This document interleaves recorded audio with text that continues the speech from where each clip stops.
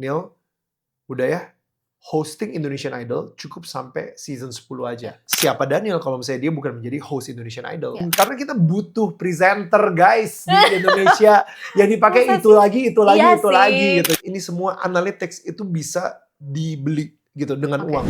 Kak Daniel, thank you so much for coming to my podcast. Hai. Ini nggak ada opening atau Nggak apa ada gitu. opening ya. Jadi sebelum kita take podcast ini, tadi udah ngobrol-ngobrol dulu di podcastnya Kak Daniel, where we talk about spirituality, all the serious stuff, all the fun stuff too. Yes. Dan sekarang ini kita gantian ya Kak, aku Boleh. interview Kakak ya. Boleh? Ini sedikit intermezzo, aku tuh mulai hosting pertama kali itu bareng Kak Daniel. Dan aku belajar buat jadi lebih pede buat ngomong di atas panggung itu sama Kak Daniel. Itu satu informasi yang gue baru tahu hari Masa ini. sih?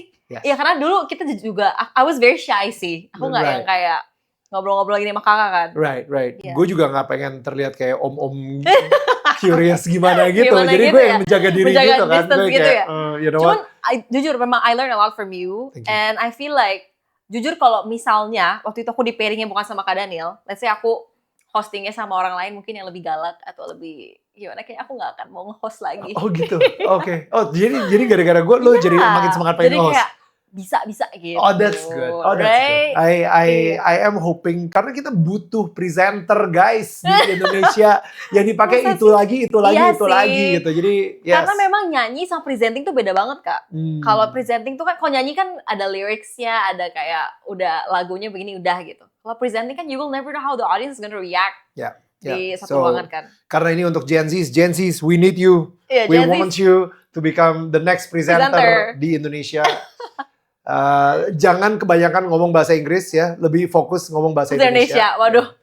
Iya dong. PR kayak gitu. Benar-benar. Ya. Tapi ya Kak, ini kalau ngomongin soal karir Kakak, dari maksudnya kan Kakak dari anak muda yang gaul, VJ, MTV, and then ke Indonesian Idol, and then you also had like multiple businesses and all that. Apa yang akhirnya menjadi sebuah turning point? Oke deh, kayaknya mau membuat podcast yang berbasis spirituality. Oke. Gue sebenarnya tuh waktu bulan November 2019 itu gue kayak tergerak banget di hati gue.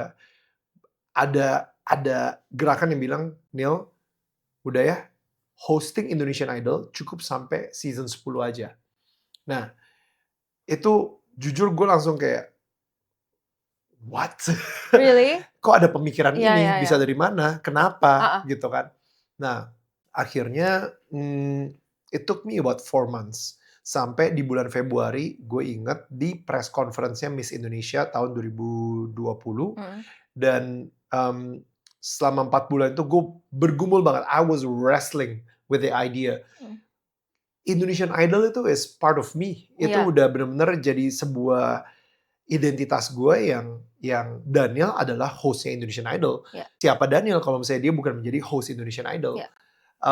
Gue lebih mikir gitu sih. Bukan kayak bagaimana Indonesian Idol kalau misalnya tidak ada Daniel. Enggak ke situ. Tapi lebih ke arahnya siapa gue kalau misalnya gue bukan menjadi host Indonesian Idol.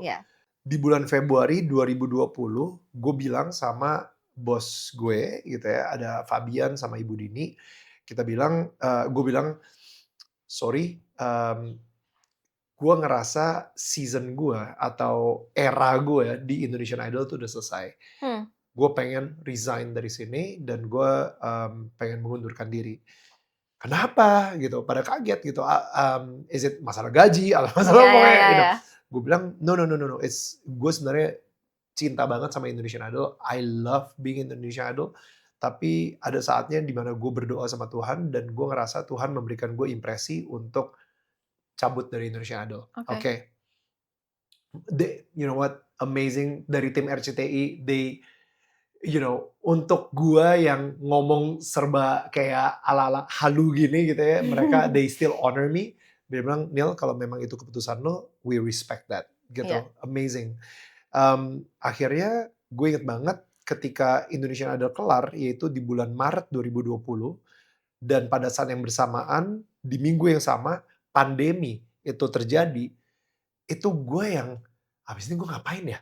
Gue bener-bener zero. I don't have anything. Gue kayak, wah gue ngapain nih abis ini. Di bulan April, mulai tuh banyak teman-teman gue yang mulai curhat sama gue, Neil, gila nih, this pandemic itu bener-bener, it's getting inside my head gitu. Gue mulai Stres ya? stres jam 2 pagi, jam 1 pagi, gue kebangun dari tidur gue keringet dingin, abis itu tengkuk gue itu kayak merinding terus, my heart was palpitating gitu. Jadi kayak I I guess I'm going through depression gitu. Gue ketakutan banget. Apalagi dia seorang laki-laki yang menjadi tulang punggung keluarga juga Iya. gitu. So I thought to myself, gue sebagai seorang public figure, what can I do Iya. to give him hope gitu. Iya. Akhirnya, excuse me. Akhirnya gue mulai tuh kayak gue kasih dia hope, I pray for him, and then ada teman gue lagi, ada teman gue lagi, ada teman gue lagi. Iya. And I thought, you know what? I need to make something, a show yang mungkin akhirnya nih banyak orang yang kayak temen gue ini bisa merasakan harapan di masa-masa yang kayaknya hopeless ini Iya. gitu. Gue mungkin bisa memberikan sebuah kepastian di masa-masa yang tidak Tidak pasti. pasti. Akhirnya ya muncullah si Daniel Tetangga Kamu, di mana gue interview bintang tamu kita yang gue bilang sebagai tetangga kita di masa-masa ketidakpastiannya mereka, di masa-masa kekhawatiran mereka atau hopelessness-nya mereka, dan bagaimana Tuhan itu bisa memberikan hope dan certainty. Karena ketika kita udah mulai ada di masa-masa yang tidak pasti, hanya satu yang pasti, yaitu Tuhan. Akhirnya muncullah si Daniel Tetangga Kamu, gue ngobrol di situ sampai hari ini gitu. That's our core USP lah, unique selling point-nya gitu, which is ngomongin soal spiritual journey of our neighbors gitu. Tapi out of all topics, karena kan biasa kalau entertainment tuh biasa cenderungnya yang menghibur, komedi gitu. Kenapa out of all topics you choose spirituality? Karena spirituality yang menyelamatkan hidup gue juga. Maksudnya kayak tahun 2012 I went through, well, I don't know if you can call it depression, tapi I went through a huge battle, like struggle in my life. Tahun 2019 juga gitu, 2019 di bulan Oktober, another some sort of like a failure yang gue rasa cukup berat buat gue, dan dua-duanya jawabannya adalah Tuhan gitu. Interesting. Tapi kalau misalnya ngomongin ini Kak, making podcast about spirituality and then voicing out your belief in spirituality as a lifestyle, itu kan sebenarnya it's very impactful for people who watch it. Tapi impact-nya tuh mungkin tidak se-quantifiable itu ya Kak. Karena misalnya, let's say beda banget sama orang yang mungkin ngajarin atau mungkin belajar satu skill, let's say. Orang ngajarin coding. When people can code, that's the impact, right? Tapi kalau spirituality, it's more vague in my opinion. How do you measure the impact of what you're doing? Gue pernah ya punya satu momen, itu di tahun 2022, ketika gue mulai comparing subscribers gue sama subscribers YouTuber lain. Gue bilang, gue sempet doa sama Tuhan gitu, Tuhan, ini lihat deh subscribers gue, viewers gue, engagement-nya, kalau misalnya dari metriknya sendiri, itu sama sekali kalah jauh gitu. It's like, ya jauhnya lumayan signifikan juga gitu. Dan gue ini dari entertainment, so I know how to brand myself in the entertainment world. Gue tahu gimana caranya to create controversial stuff. Gue tahu gimana caranya supaya bikin ini jadi gossip, spin-off. Orang bakal bikin ini jadi clickbait, orang bakal tulis ini di media, dan lain-lain. I know how to formulate that gitu. And I can go that direction. Dan gue yakin banget ketika gue ngelakuin itu, gue bisa ngedapetin lebih banyak lagi subscriber dan viewers dan lain-lain. Dan gue doa sama Tuhan, gue bilang kayak, Tuhan, I really minta izin gitu. Gue minta izin nih, gue pengen nih ke arah-arah gosip gitu kan. Akhirnya ada ketika gue lagi baca Alkitab, ada satu ayat gitu, intinya yang gue dapetin, just to cut the long story short, yang gue dapetin adalah kayak dari si ayat tersebut, yes, analytics itu sangat bodoh ketika lu mempercayai analytics. Itu intinya. Gue yang kayak, wow, kenapa? Karena semua analytics ini bisa lu beli. Hah? Maksudnya gimana Kak? Coba explain. Oke, lu pernah dengar nggak orang beli subscribers? Oh iya. People Pernah can dengar buy. orang beli viewers? Iya, Pernah dengar orang beli engagement iya. untuk bikin komen dan lain-lain, you know? Pernah dengar algoritmanya di-push sehingga viewersnya jadi lebih banyak. Banyak. Ini semua analytics itu bisa dibeli gitu dengan Oke. uang. Tapi satu hal yang nggak bisa dibeli, impact. Exactly. Jadi ketika gue mendengar dari doa gue tersebut gitu ya tentang impact, berarti Tuhan recognize si metrik gue itu udah bukan metrik analytics yang ada di mata dunia, tapi metriksnya itu di mata Tuhan, which is impact. And sure enough, kalau misalnya yang udah teks ke DM gitu banyak, itu dari awal pun juga udah banyak. Beberapa bulan yang lalu itu ada seseorang yang datang di sini di ruangan ini. Dia kebetulan lagi jadi publicist buat sebuah film layar lebar. Dan si film layar lebar ini lagi promo di Danau Tengah Kamu. Dan dia bilang, "Kak, aku boleh nggak ngobrol sama kakak kayak 3 menit aja gitu." Gue bilang, "Yeah, sure, let's go in this place." I was sitting there, dan habis itu dia sat across of me, dan dia duduk, dia ngeliat ke mata gue, dia bilang kayak, "Kak Daniel, your podcast saved my life." And I was like, okay, bisa, can you define? Exactly, can you define what does it mean to save your life gitu. Dia bilang, actually, gue udah nulis di jurnal gue 90 days sampai akhirnya gue commit suicide, kayak bunuh diri gitu. Oh my God. Countdown, dia udah countdown 90 hari. Di hari ke-60, so dia itu udah cukup lama gitu ya sampai si countdown tersebut. Di hari ke-60, tiba-tiba salah satu podcast gue muncul di homepage-nya YouTube-nya dia, dan dia nonton, dan kebetulan kita interview Pendeta Yeri Pati Nasarani, dan di situ Pendeta Yeri bilang, kalau misalnya banyak orang bilang Yesus adalah rajanya dia, well, Yesus buat gue adalah tukang sampahnya. Kenapa? Karena kalau misalnya Yesus bukan tukang sampah, dia nggak akan pernah mungut sampah seperti gue. Yeri pernah berusaha bunuh diri juga. Yeri pernah dianggap nggak penting dan dianggap sampah masyarakat. Tapi Tuhan Yesus mengambil dia dari God dan akhirnya membuat dia menjadi Yeri Pati Nasarani yang sekarang. Dan begitu dengar Pendeta Yeri ngomong seperti itu, dia langsung ngerasa, wow, ternyata Tuhan Yesus adalah tukang sampah gue juga nih kayaknya. Karena gue juga selama ini ngerasa diri gue adalah sampah.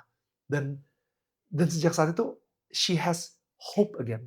Dia bisa mempunyai harapan lagi. Dan akhirnya the fact that kita duduk di sini, dan dia udah jadi seorang publicist buat film layar lebar, come on.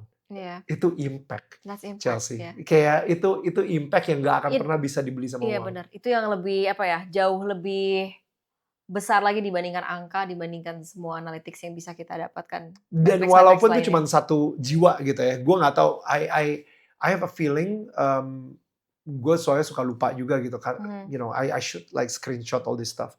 Cuma mungkin yang another question that I have in mind adalah, you've been in this industry for so long, right? Di entertainment gitu. Have you always been this true to yourself, or there are times yang sebenarnya this is not really me, tapi I don't know what I'm doing yet, so I'm just gonna do it.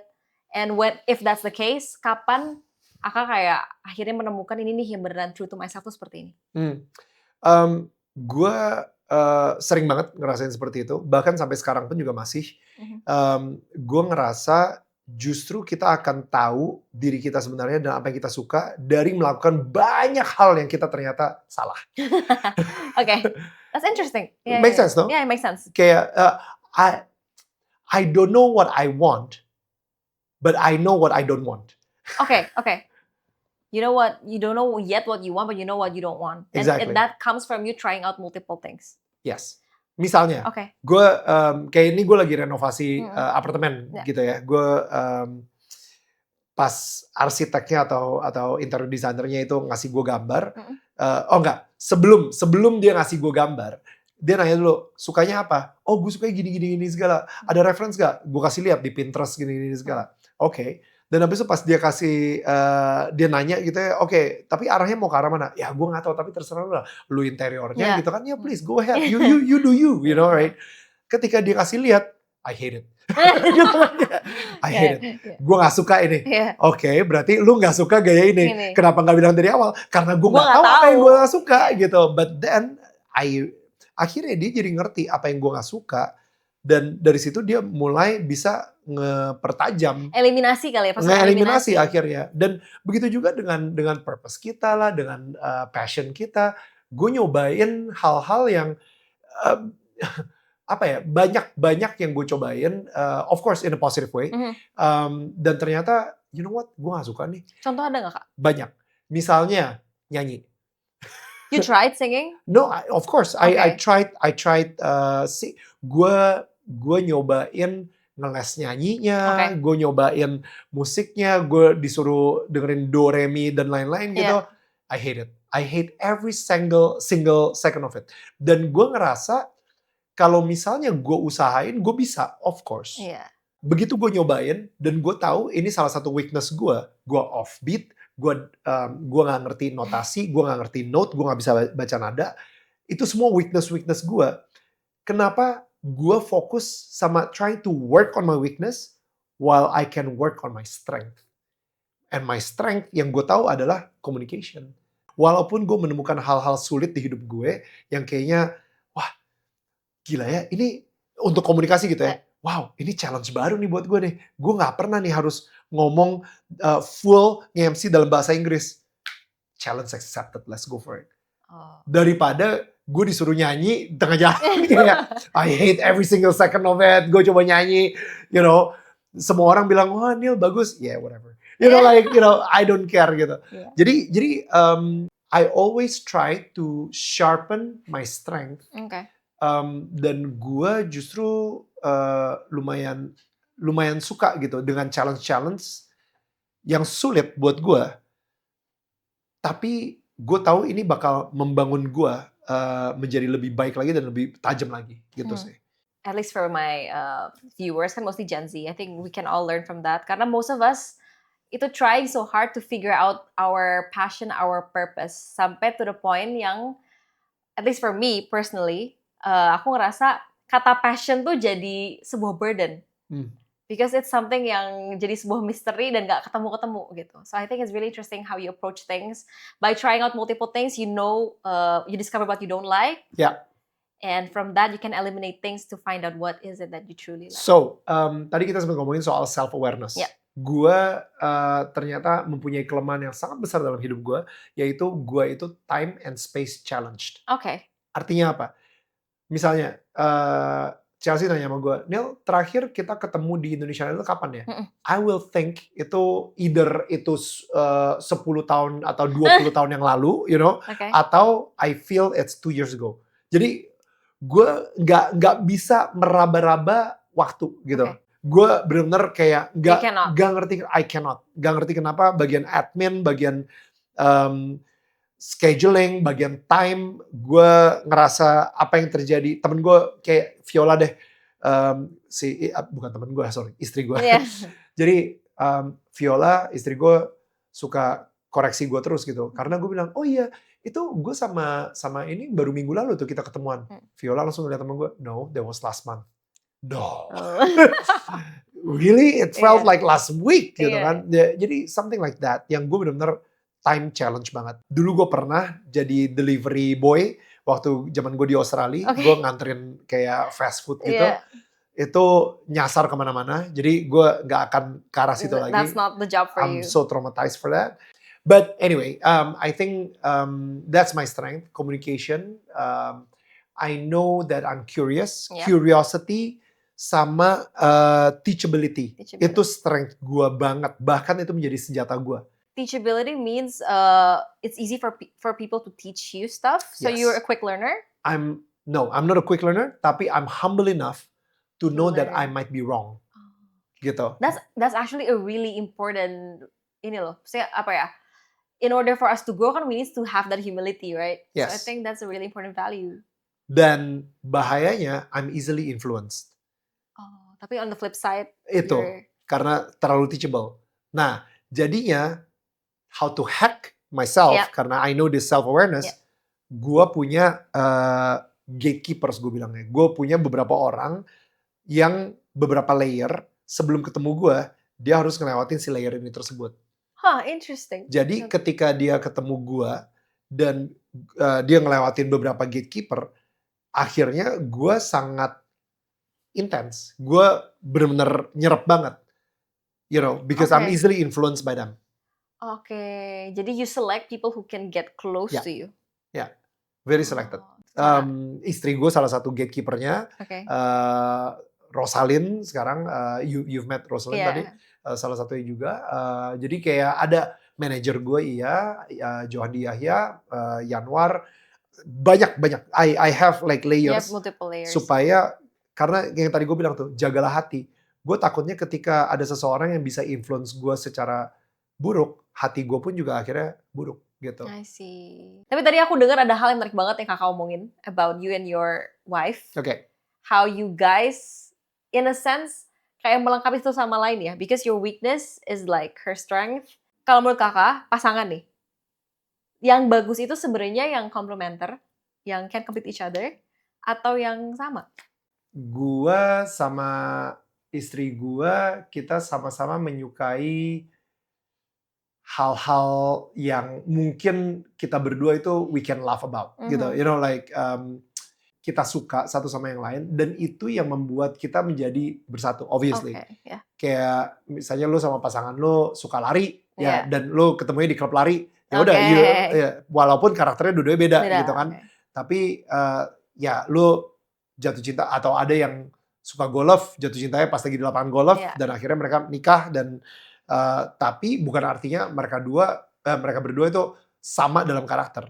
Karena sebenarnya kalau based on psychological studies, one of the key factors of a lasting relationship is similarity sebenarnya, katanya kan. So it's interesting, but I guess I get where you're coming from, is that similarity-nya harus ada, of course, common interest-nya harus ada, tapi in a relationship, karena pasti semua orang karakternya beda-beda, you gotta work it out to complement each other.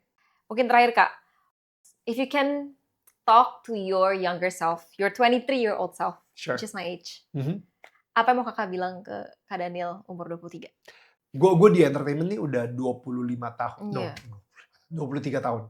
Gue udah ada di dunia entertainment selama hampir 23 tahun.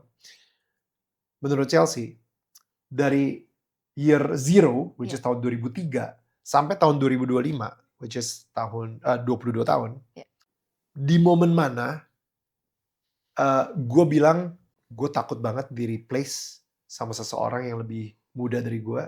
Gue takut banget digantikan sama seseorang yang lebih lucu dan lebih ganteng dari gue. Gue takut banget orang-orang akan lupa sama gue, dan gue akan kehilangan semua ketenaran ini. In which year do you think I started thinking of that? I don't know, I don't know Kak, kapan ya? I don't know, maybe 10 years in your career? Okay. Like 20 Good guess. Good guess? 6 months into my career. Really? Yes. Jadi gue itu memang waktu kecilnya itu kan, waktu SMA gitu, kita udah sempet ngobrolin juga, kita ngerasa we're the odd one out. Kita misfit, kita cannot fit in.